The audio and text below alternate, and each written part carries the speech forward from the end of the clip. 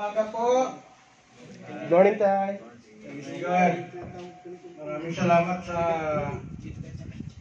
faithfulness ni Lord. Dahil bago po ang ating microphone, maganda pong microphone po natin yan. Amen.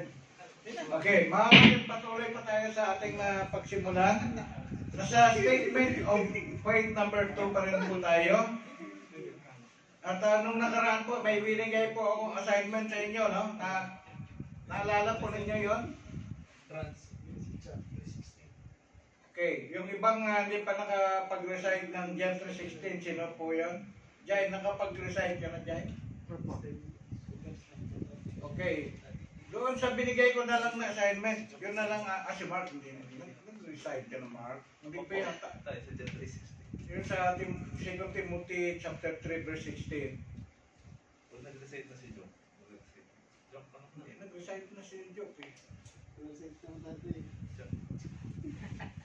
Okay, Romans 3:23, pinaka mahaba yan na na Bible verse about salvation. Sinong matapang at nakaka-memorize? Romans 3:23. Ang microphone para marinig nila. Praise God. Hallelujah. Romans 3:23, Tay. 3:23. For all have sinned and fall short for the glory of the Lord. Okay. Thanks be to God. Sino pa po? Tayo para Sige na. Si Mark, memorize na yan eh. Sige na. Bagitin mo ang verse tapos i-recite. Romans 3:23. For all have sinned and fall short of the glory of God. Lakpakan natin si Mark. Sino pa yung nakapag-memorize? Ako si Jenner, at saka si Joke, alam nang memorize yung dalawang ito eh. Titinginan pa eh. Hindi na ba yun na? Alam nyo, gusto kong memorize ito kasi gagamitin natin ito. Gusto ko lahat kayo marunong mag-share ng salvation. Sapagkat ang lahat ay nagkasalang at hindi nag-aalog, arating sa kalawalatian ng Diyos. Praise God. Ganda nga yung Tagalog eh. Si Engineer, Lucano yung sabi, ang ni Engineer sigurado yan. Sino po yung yung mga, kuya ninyo, siyempre, kuya ninyo pa. Kahit dalawang verse pa yan ibibigay mo, alam niyo yan. Sapagkat ang nagsala ay hindi makarating sa kawalhatian ng Diyos. Okay, praise God.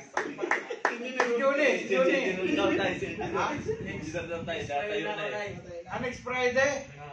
Engineer tayo. Tumatay kasi engineer na. yung pagkatawa. Bagong first ka yan, bagong isa yan. Ngayon lang yan. Hindi yan, sige engineer. For all have short. Sure? For all have sinned and come short to the glory of God. Amen. Okay. Tandaan nyo yan ha. Nag-memorize akong kayo ngayon, dapat ituloy-tuloy nyo yan. No, yan ang mga basic John 3:16, Romans 3:23, Romans 6:23, tapos Ephesians 2:8-9, yan, Romans 5:8.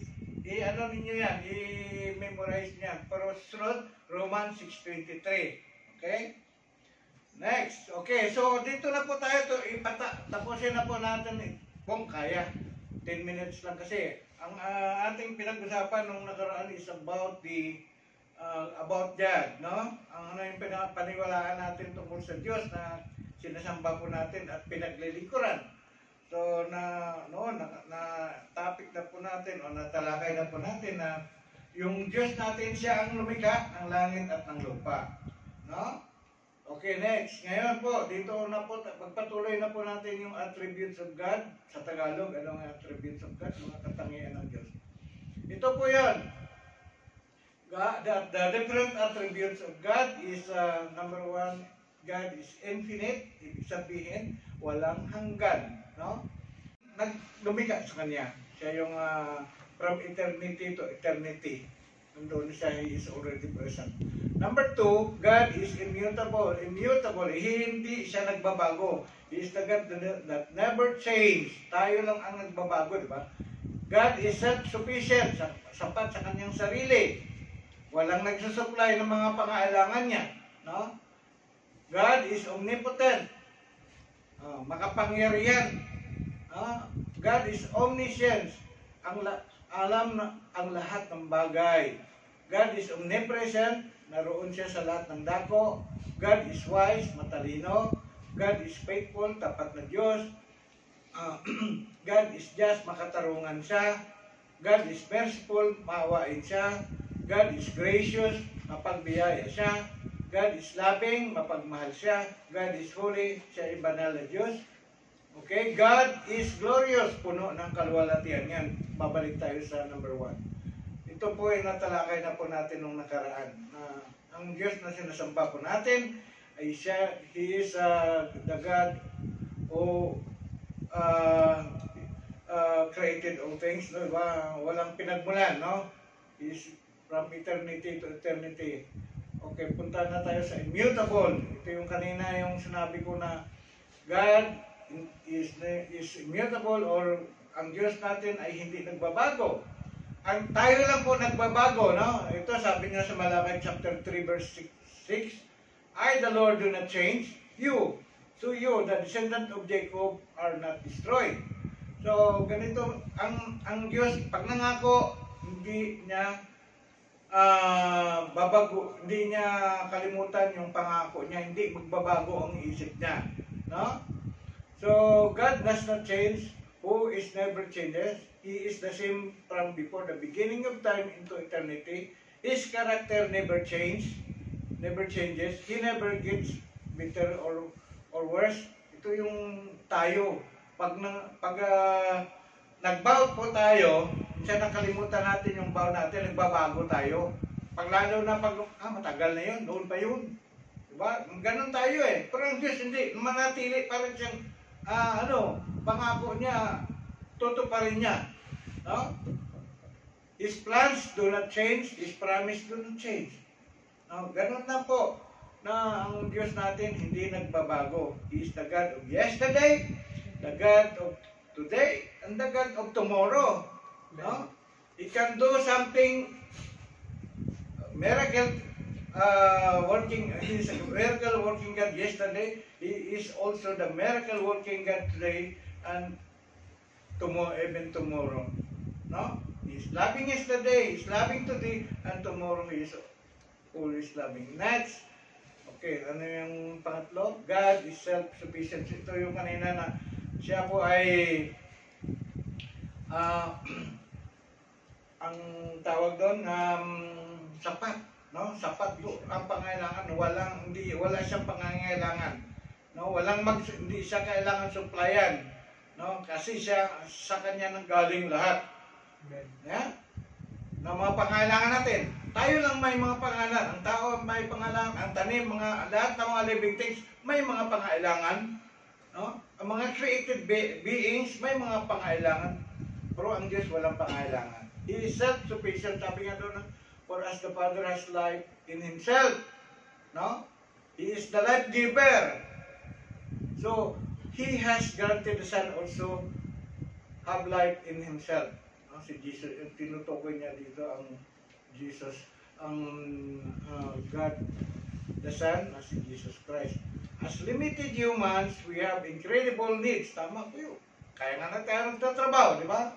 Which left unfulfilled result in death, even sa ating mga pangalan spiritual, no? Sa ating mga kaligtas. Kaya we need something upang magbigay sa atin, no?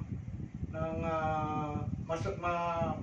matagpo, ma-meet yung mga pangailangan po natin. But God, however, has never once been in need of anything. No? Because God is self-sufficient, we can go to Him to satisfy all our needs. We never have to worry about that drying up His never-ending well of goodness, peace, mercy, and grace.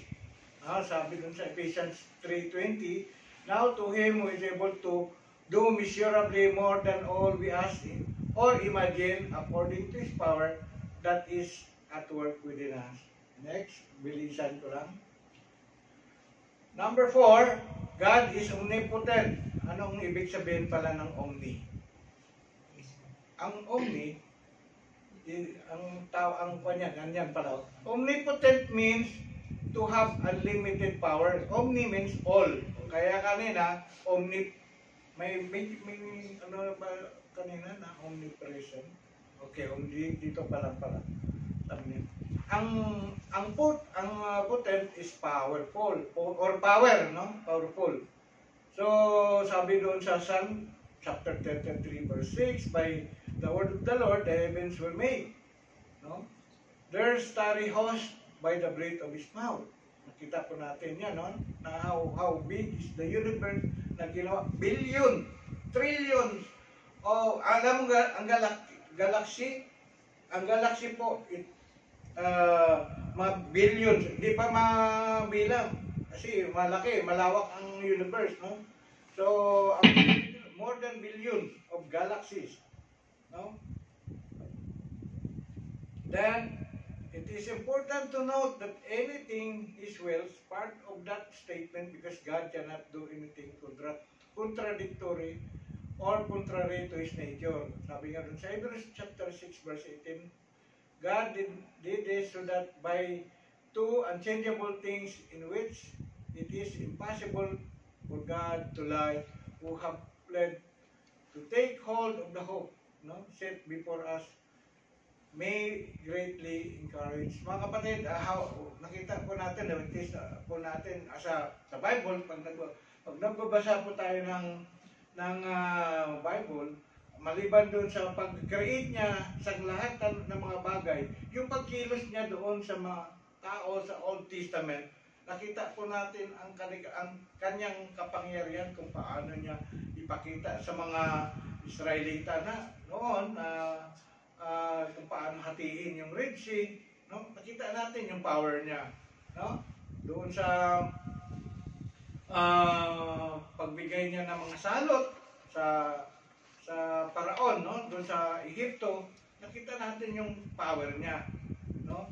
At ang power niya, ang kapangyarihan niya sa pagkilos sa mga unang mga tinawag niya na naglilingkod sa kanya. Even yung power niya doon sa New Testament, no? Yung power niya sa panahon ni Jesus Christ, how God operates that time in the life of our Lord Jesus Christ, na kung saan ang mga demonyo, no, mga demonyo ay kaya niyang lupigin dahil sa power niya. Si Goliath, si David, na pinakita din na naging matagumpay si David upang patayin lupigin si Goliath because of the power came from above.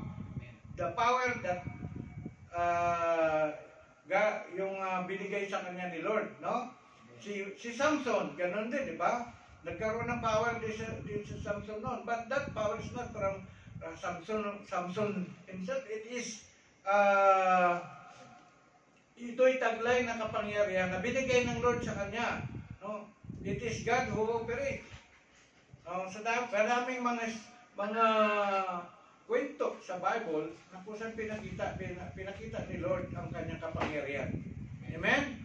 Na ito'y evidence na ang Diyos natin na sinasamba, omnipotent, no? Makapangyarihan Diyos, no? So, okay, omniscient. Yeah, the God that we worship is an omniscient God. Ibig sabihin, He is a God who knows everything. Alam niya ang lahat ng bagay. Sabi nga, remember the former things, those of long ago, I am God, and there is no other God, and there is no other, I am God, and there is none like me. Walang katulad niya. Palagi natin binama, there is none like you, di ba? Anawit niya natin yun. I make known the end from the beginning, from ancient times, what is still to come. Ito yung what is still to come. Ito yung yung sa Revelation. My purpose will stand and I will do all I please. So God is omniscient, which means He knows everything. Sabi nga doon He can be anywhere, everywhere at the same time, and He never sleeps or slumbers. Hindi natutulog ang Diyos. Diba? Hindi napapagod ang Diyos. No? He is aware Every moment of every day. Walang nakakatago. Hindi tayo pwede magtago. No? Akala natin, hindi alam ng Diyos lahat ng ginagawa natin. Alam ng Diyos, He knows everything. Even yung sa isipan po natin, no? Sabi nga even the numbers of our hair ay alam ng Diyos, no? He knows everything. Sabi nga dito.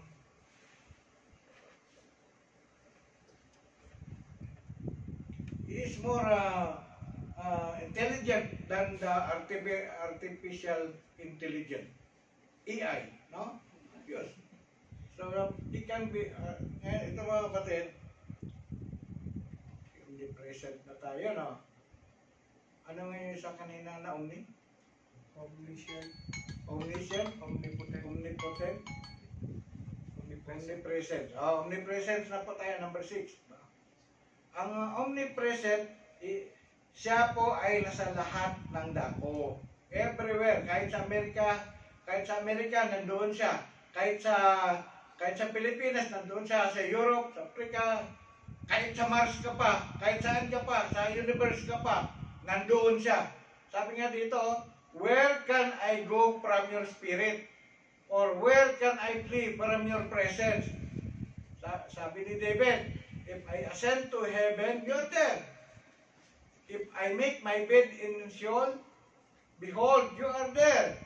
If I take the wings of the dawn, if I dwell in the remote part of the sea, even there your hand will lead me and your right hand will lay hold of me. So in every place in the universe, andoon po ang Diyos. Sabi nga doon, no? I am God at hand, declares the Lord. I'm not a God afar off. Hindi yung Diyos na malayo. Can a man hide himself in secret places so that I cannot see him? Declares the Lord. Though I not feel heavens and earth, declares the Lord. So, sa panalangin po natin, no? Kahit saan tayo, nandoon si Lord. Pwede natin kausapin si Lord, kahit sasakyan tayo, nandun si Lord. No? Because He is an omnipresent God. So ilan yung omni natin? Omniscience, omnipotent, omnipresence. No? Yan, tandaan natin po yan, ha? Yun ang Diyos natin. That is our God. This is our God. No? The attributes of God, 6. Tapos na yata eh. Tapos na lahat? 10 na? Wala pa. Kapatid na po. Oh, sige. Finish or not finish? As you prepare. So, sunod, from 7 to 15 to eh. Okay, anyway, bibigay ko sa inyo, ang PDF nito, please read. No? Ang mga tinuturo ko, basahin nyo para ma-review ninyo. No? Para alam ninyo kung ano yung tinatayuan nating paniwala at pananampalataya. No, baka mamaya, ano ba yung Diyos nyo?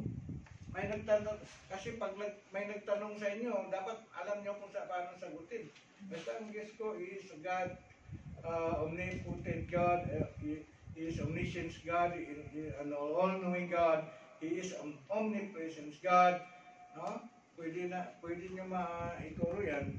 Ibibigay ko sa inyo ito para pati yung statement of faith number 1, na-share ko na rin yun na ang PDF noon sa ating TCFIM GIDA. Amen? Thank you, Lord. Thank you, God, for the wisdom and knowledge that you given us. Lord, sinisigahan ko sa pamagitan ng dugo ni Kristo ang lahat ng mga naituro ko sa akin.